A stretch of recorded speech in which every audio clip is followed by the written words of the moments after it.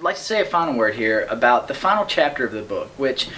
in some ways is out of step with the rest of the book, but in other ways I think very much fits with the rest of the book. The book as a whole is not concerned with historical issues, where none of the authors really treat whether this or that happened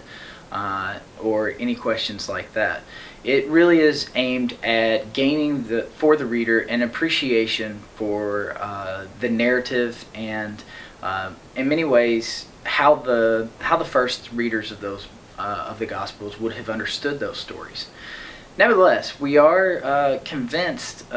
my co-editor Larry Hurtado and I are convinced that this discussion about how a particular character or characters appear elsewhere and then how they appear in the Gospels raise or should raise for many introductory students of the Gospels this historical question. Well, when we have two different portrayals, which one is right?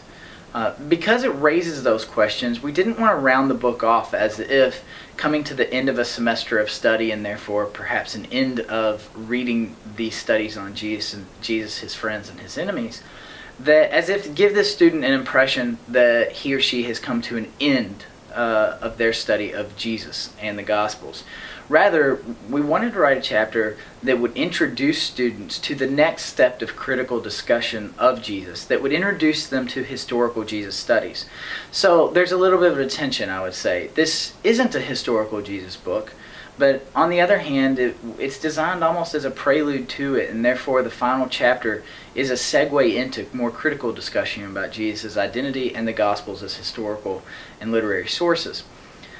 This final chapter deals in a large part with the usage of criteria of authenticity and other means of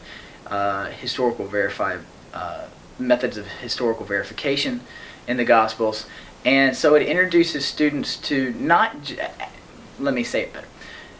Whereas the vast majority of the book focuses on how the Gospels themselves answer the question of who is Jesus,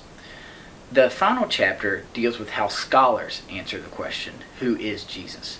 And we're convinced that in recent trends in gospel scholarship and in Jesus scholarship, the answers of the Gospels to those questions are becoming more important, not conflated with by any stretch of the imagination, but more important to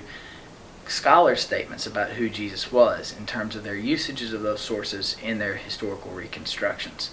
And so the topics that we raise in the main section of the book are preludes to this further chapter at the very end that invites students not to close the book on their studies of Jesus, but rather to go on to the next stage.